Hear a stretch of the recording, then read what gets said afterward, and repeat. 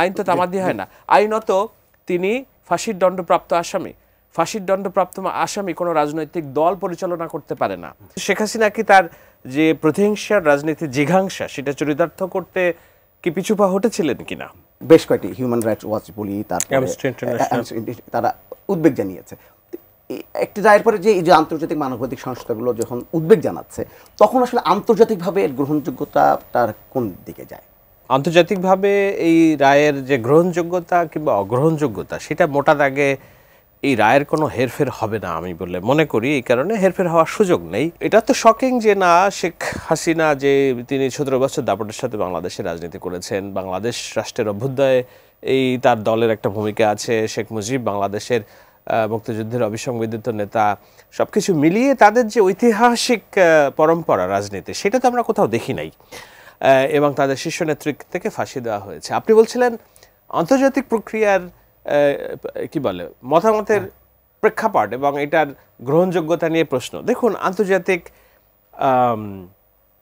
আমি নিজে ব্যক্তিগতভাবে বলেছি যে আমি ডেথ সেন্টেন্স পছন্দ করি না, কিংবা আমরা যারা ওয়েস্টে বসবাস করি এটা মেনে নেওয়ার সুযোগ নাই। কিন্তু এর বাইরে আর কি রায় দেওয়ার ছিল? যখন জাতিসংঘের ফ্যাক্টস ফাইন্ডিং কমিটি, যখন অডিও রেকর্ড এবং রাজসাক্ষী হিসেবে সরকারের শীর্ষ পুলিশ কর্মকর্তা বলেছেন, তখন এর বাইরে আর কি রায় দেওয়া ছিল? রাষ্ট্রপক্ষের যে কৌশলী নিয়োগ দেওয়া হয়েছে, আমরা এই শেষ রায়ের আগের দিন পর্যন্ত তার চেহারা দেখিনি ওইভাবে, অথচ কৌশলীর বলা উচিত ছিল তার কোথায় কোথায় বিচার প্রক্রিয়ার মানদণ্ড অনুসরণ হচ্ছে না সেটা নিয়ে তার কথা বলা দরকার ছিল, মানুষের কাছে এই মেসেজগুলো দরকার ছিল, যেই মানদণ্ড নিয়ে প্রশ্ন তুলেছে হিউম্যান রাইটস কমিশন এবং অ্যামনেস্টি ইন্টারন্যাশনাল। তো সেটা একটা বড় দুর্বলতা আমি বলে মনে করি।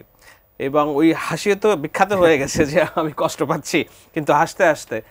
যাই হোক, দেখুন, কাদের মোল্লা, মতিউর রহমান নিজামী, আলী হাসান মুজাহিদ, দেলাওয়ার হোসেন সাইদি, সালাউদ্দিন কাদের চৌধুরী, এমনকি তারেক রহমান, লুৎফুজ্জামান বাবর, আব্দুল সালাম পিন্টু, এদেরকে যেমন মানে তারেক রহমান বাদে অন্যদেরকে যখন ফাঁসির আদেশ দেওয়া হলো, এটিএম আজহারুল, কোনোটাই কিন্তু ইন্টারন্যাশনাল কমিউনিটি বলে নাই যে এটা আন্তর্জাতিক মানদণ্ড অনুযায়ী এই রায়টা হয়েছে, না অ্যামনেস্টি ইন্টারন্যাশনাল না হিউম্যান রাইটস অর্গানাইজেশন। কিন্তু শেখ হাসিনা কি তার যে প্রতিহিংসার রাজনীতির জিঘাংসা সেটা চরিতার্থ করতে কি পিছুপা হটেছিলেন কিনা?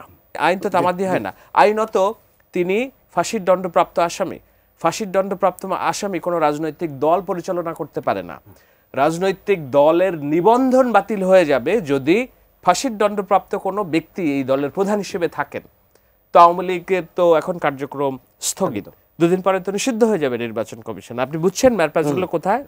সেই ম্যারপ্যাচের মধ্যেই যে আওয়ামী লীগের রাজনীতি পড়লো, সেটাই এই রায়ের মানে একটা বাস্তবতা। এখানে আন্তর্জাতিক সংস্থাগুলো তাদের রীতি অনুযায়ী বলবে, যেহেতু তারা ক্যাপিটাল পানিশমেন্ট পছন্দ করে না, কিন্তু তা দিয়ে শেখ হাসিনাও যেমন কারোর ফাঁসি আটকায় রাখেনি, আর এই রায়ের ব্যতয় কিছু হবে বলে আমি মনে করি না।